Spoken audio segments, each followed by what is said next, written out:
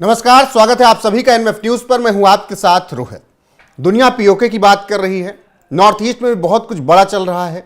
पश्चिम बंगाल में भी अजीत डोभाल का जाना बहुत कुछ संदेश दे रहा है और वहां के बड़े अधिकारियों से बातचीत करना, बैठक करना।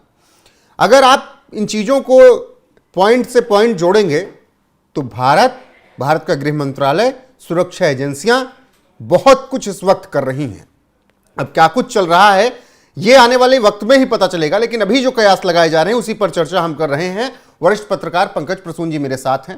पंकज, अजीत डोभाल का पश्चिम बंगाल जाना, इंटेलिजेंस चीफ के साथ बैठक करना, ये महज केवल एक रूटीन है या फिर बहुत कुछ इसके पीछे चीजें हैं? नॉर्मल रूटीन एक्सरसाइज तो नहीं लग रहा है। अगर रूटीन एक्सरसाइज होता तो अजीत डोभाल वहां जाते हैं, 2 दिन समय देते हैं, उसके बाद वहां इंटेलिजेंस चीफ के साथ इनकी एक बैठक होती है जिसके बारे में कुछ पता नहीं है कि क्या बैठक हुई जी। उसके बाद ईस्टर्न कमांड जो हमारा है पश्चिम बंगाल में, उसको वॉर रेडी रहने के लिए बोला जाता है और फिर तस्वीरें आती है कि वो प्रैक्टिस कर रहा है। वो वीडियो में मैं आपको यहां कुछ सेकंड के लिए रुकूंगा। ट्रंप ने कहा कि बांग्लादेश से कैसे निपटना है ये मैं मोदी पर छोड़ता हूं। उसके बाद चीजें ये हो रही हैं। नहीं, ट्रंप का जो वर्ल्ड विजन है ना, वो समझिए, पहले एक बड़ा राजा होता था, वो अपने अपने सूबेदार रखता था अपने इलाकों में और कहता था कि उस इलाके के सारा कुछ वो सूबेदार देखेगा। ट्रंप का जो वर्ल्ड विजन है ना, वो साउथ एशिया को लेके, वो चाइना के पर्सपेक्टिव में है। वो जानते हैं कि चाइना मेरा राइवल है और इंडिया जो है चाइना को काउंटर करेगा। बस इतना ही ट्रंप को पता है। वो छोटे मोटे देशों पर ध्यान भी नहीं देते। ठीक। उनसे पूछा गया कि बांग्लादेश में हिंदुओं पे, ईसाइयों पे, बौद्धों पे अत्याचार हो रहा है, इस पे क्या कहना है? उन्होंने कहा कि भारत देख लेगा। मतलब कि बांग्लादेश का पूरा मामला भारत को दे दिया। ठीक है, बैक टू अजीत डोभाल। और फिर उसके बाद बहुत बड़े बड़े डेवलपमेंट्स हुए। अभी हाल में मैंने बताया कि जनरल वीके सिंह जो कि थल सेनाध्यक्ष है, उनको मणिपुर का राज्यपाल बनाया गया। जो गृह सचिव हैं, जो इंटेलिजेंस चीफ हुआ करते थे, उनको मिजोरम का राज्यपाल बनाया गया। और फिर अजीत डोभाल का बंगाल जाना, बैठक करना, ईस्टर्न कमांड को वॉर रेडी रखना, ये सब नॉर्मल रूटीन एक्सरसाइज तो नहीं लग रहा। कुछ तो ऐसा चल रहा है और कहा यह जा रहा है कि अमित शाह डायरेक्ट नजर रख रहे हैं। कई बैठकें हो चुकी है गृह मंत्रालय में, अजीत डोभाल अमित शाह के बीच और भी जो कैबिनेट कमिटी ऑन सिक्योरिटी है उसके बीच।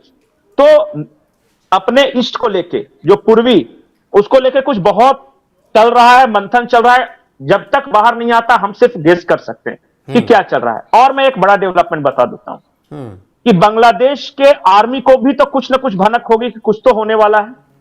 वहां के आर्मी चीफ का एक इंटरव्यू में यह कहना कि भारत हमारे लिए अपरिहार्य है, हम भारत से लड़के नहीं रह सकते।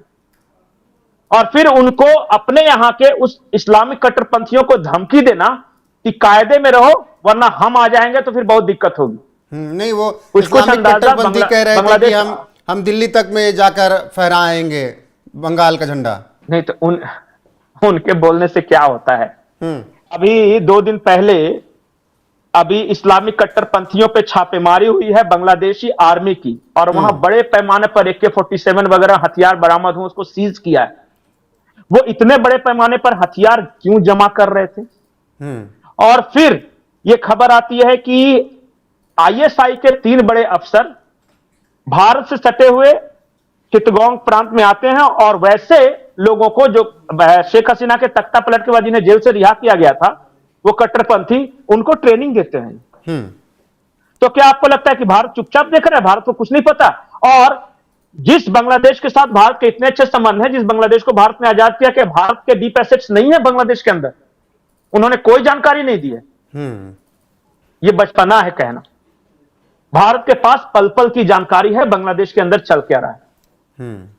और जब अजीत डोभाल जैसा सुपर कॉप वहां है, बंगाल में जाता है, अगर अजय भल्ला, जिनका ट्रैक रिकॉर्ड देख लीजिए, एंटी इंसर्जेंसी में के वो एक्सपर्ट हैं और उनको राज्यपाल बना के भेजा जाता है। पूर्व थल सेनाध्यक्ष जो कि खुद कमांडो रह चुके हैं और कई सफल मिशन को अंजाम दे चुके हैं, वो मणिपुर के राज्यपाल बन गए।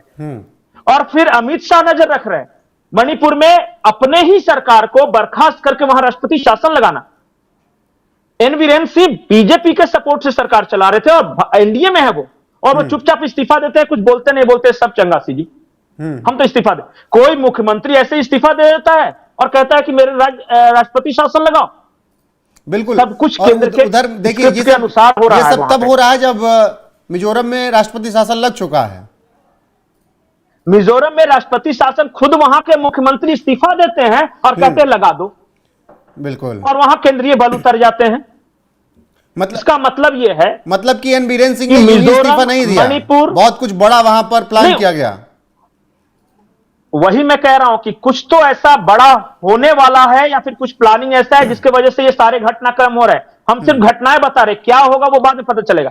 जैसे कि हमें पता था क्या कि 370 हटने वाला है। अगर 2 दिन पहले पूछते, अमित शाह जो लोकसभा में स्पीच दिए थे, उससे 2 दिन पहले अगर पूछते तो बोलते ये संभव ही नहीं है। उसी क्या दिन कहा तक जाता था? उस दिन तक तो नहीं पता था, उस दिन तक कई सदस्यों को नहीं पता था, किसी को 4 नहीं लोग, पता 5 था। लोगों के अलावा। तो अभी जो डेवलपमेंट्स हो रहे हैं, हम सिर्फ गेस वर्क कर सकते हैं कि अजीत डोभाल क्यों इतना समय दे रहे हैं, अजय भल्ला को क्यों वहां राज्यपाल बनाया गया। किसी पॉलिटिशियन को भी तो बनाया जा सकता था राज्यपाल। बिल्कुल, लेकिन जो अजीत डोभाल का इंटेलिजेंस बंगाल जाना, एक्सपर्ट पंकज जी, हो, वो ममता मिजोरम में बनर्जी बैठा को हुआ ये है। चीजें पता होंगी ना। और ममता बनर्जी के सुर बदले हैं, वो लगातार इन मामलों में, बांग्लादेश के मामलों में भारत सरकार का साथ दे रही है। कुछ तो ब्रीफ उन्हें भी किया गया होगा, उन्हें भी कुछ कहा गया है, तभी तो वो कह रही है कि बांग्लादेश वाले मामले पर हम केंद्र सरकार के साथ। और आजकल ममता बनर्जी वो इन्फिल्ट्रेशन वगैरह पे कुछ एकदम खामोश, भारत सरकार भी अब विवादित मुद्दों पर खामोश, एनआरसी वगैरह की बात बंगाल में नहीं कर रहा। इसका मतलब कि कुछ बड़ा करने के पहले पूरी तरह की प्लानिंग है, और जो हमें नहीं पता चल पा रहा है। और क्योंकि वॉर रेडी क्यों रहने कोई बोलेगा ईस्टर्न कमांड को, अजीत डोभाल क्यों 2 दिन जाके वहां बैठे हुए हैं। और मैं वीके सिंह और अजय भल्ला के बारे में मैं चाहता हूं कि दर्शक उनके बारे में पता करें कि कौन लोग हैं, इनका बैकग्राउंड क्या है। और वो तब हो रहा है जब म्यांमार में भारत से सटे इलाकों पर विद्रोहियों का कब्जा है। तो एक बड़े गेम प्लान में कुछ तो है जिसके बारे में हम अभी नहीं बता सकते, क्योंकि मोदी सरकार हमेशा कुछ ऐसा बड़ा करती है 2-4 साल बाद कि जिसके बारे में किसी को अंदाजा नहीं लग सकता। जैसे पहली बार भारत ने सर्जिकल स्ट्राइक कहां की थी? पाकिस्तान में नहीं किया था, पहली बार म्यांमार में घुस के किया था। वहां पे विद्रोहियों के सब सारे ठिकाने उड़ाए थे। तो इसका मतलब कि हमारे एसेट्स म्यांमार के अंदर भी हैं, हमारे एसेट्स बांग्लादेश के अंदर भी हैं। और इतने बड़े बड़े लोग जो कि इन्हीं सब चीजों के एक्सपर्ट हैं, वो नॉर्थ ईस्ट में जाकर राज्यपाल बन के बैठे हुए हैं। और अजीत डोभाल जी वहां समय दे रहे हैं, अमित शाह जी नजर रख रहे हैं। कुछ भी अकारण नहीं होता, बहुत कुछ है। अजीत डोभाल का पश्चिम बंगाल जाना यूं ही एक रूटीन नहीं है, बहुत कुछ है। ईस्टर्न कमांड को स्टैंड बाय पे रखना बहुत कुछ कह रहा है। और एक चीज और, विदेश मंत्रालय कैसे काम संभाल रहा है। चाइना ने कहा कि हम भारत से दोस्ती करना चाहते हैं। एस जयशंकर अभी गए थे लंदन में, वहां बातचीत कर रहे थे, उन्होंने कहा कि करेंगे, थोड़ा होल्ड रखो, थोड़े दिन बाद। बिल्कुल, तो थोड़ा दिन क्या होने वाला है भाई। बिल्कुल, फिलहाल अपडेट जो आएगी आप तक जरूर पहुंचाएंगे। इस खबर पर आपकी राय क्या, कमेंट में जरूर बताइएगा। बने रहेगा हमारे साथ। नमस्कार।